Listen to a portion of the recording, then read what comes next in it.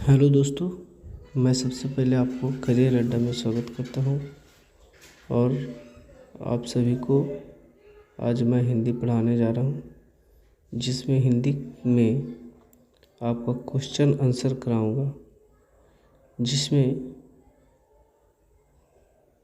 हिंदी का पहला चैप्टर श्रम विभाजन और जाति प्रथा का क्वेश्चन आंसर कराऊंगा।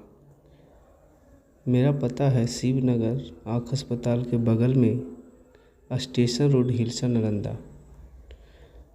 गोधली का प्रथम चैप्टर श्रम विभाजन और जाति प्रथा मैं आप लोग को पढ़ाने जा रहा हूँ, जिसका क्वेश्चन आंसर कराऊंगा। तो पहला क्वेश्चन है, लेखक किस विडंबना की बात करते हैं? विडंबना का स्वरूप क्या है? तो लेखक साहब हमारे कहते हैं कि किस विडंबना की बात करते हैं, यानी लेखक साहब हमारे किस विडंबना की बात करते हैं और उसका स्वरूप क्या है। तो इसका उत्तर है, लेखक के लिए विडंबना की बात यह है कि आधुनिक युग में भी जातिवाद के पोषकों की कमी नहीं है, यानी आज के युग में भी जातिवाद के पोषकों की कमी नहीं है। दूसरा क्वेश्चन है जातिवाद के पोषक उसके पक्ष में क्यों तर्क देते हैं?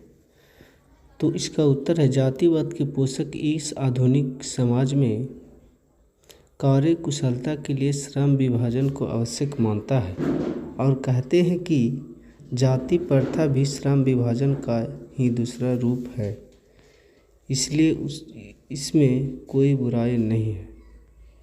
तीसरा क्वेश्चन है, जातिवाद के पक्ष में दिए गए तर्कों पर लेखक की प्रमुख आपत्तियां क्या है?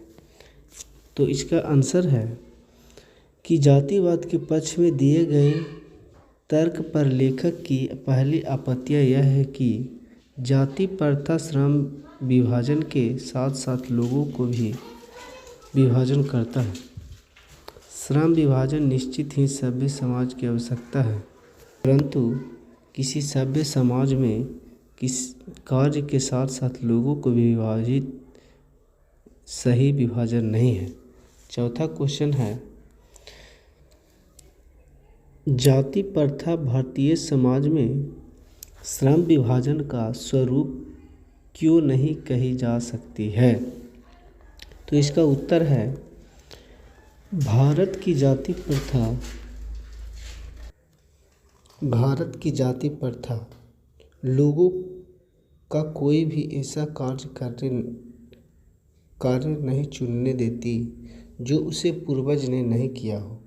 लोग अपने पूर्वजों का ही कार्य चुनते हैं, जिसके कारण जाति प्रथा भारत में बेरोजगारी का प्रत्यक्ष और प्रमुख कारण बनी है। अगला क्वेश्चन है, लेखक आज के उद्योगों में गरीबी और उत्पीड़न से भी बड़ी समस्या किसे मानता है और क्यों? लेखक गरीब और उत्पीड़न से भी बड़ी समस्या जाति प्रथा को मानते हैं, क्योंकि जाति प्रथा लोगों को उसके स्वभाव के अनुसार कार्य करने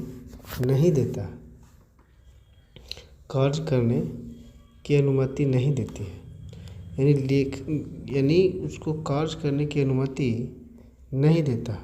सातवां क्वेश्चन है, लेखक के पाठ में किन प्रमुख पहलुओं से जाति प्रथा को एक हानिकारक प्रथा का रूप दिखाया है?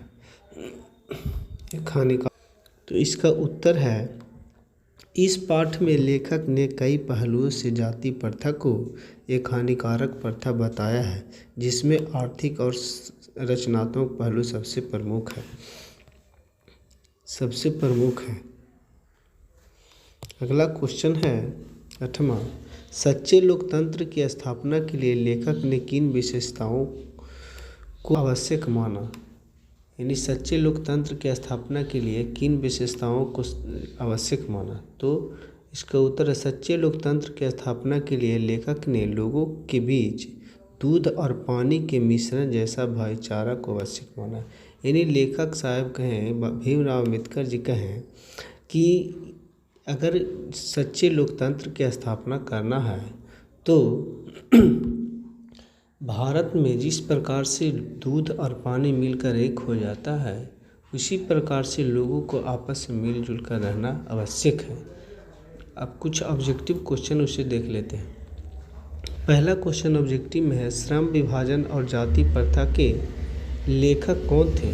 तो B.R. अम्बेडकर, यानी भीमराव अम्बेडकर। दूसरा क्वेश्चन, भीमराव अम्बेडकर जी का जन्म कब हुआ? तो 14 अप्रैल 1891 को। तीसरा क्वेश्चन, भीमराव अम्बेडकर जी की मृत्यु कब हुई? तो 6 दिसंबर 1956 को। चौथा क्वेश्चन है, भीमराव अम्बेडकर जी के पिता का क्या नाम था? रामजी मालोजी सकपाल, रामजी मालोजी सकपाल। भीमराव अम्बेडकर जी के माता का नाम क्या था? भीमाबाई।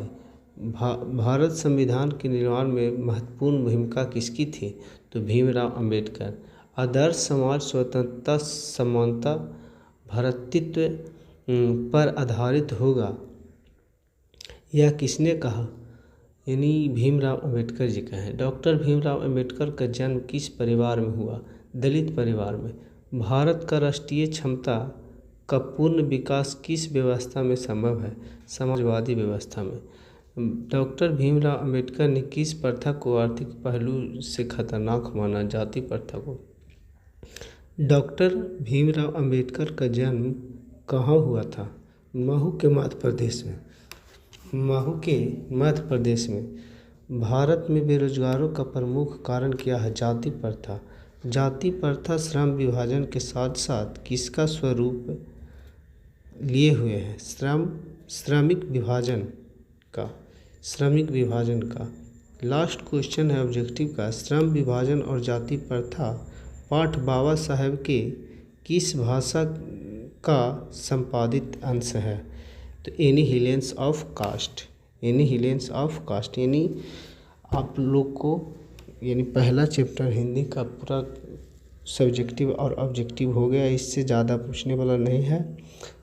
नहीं विश्वास तो आप क्वेश्चन बैंक लेकर मिलाकर देखें।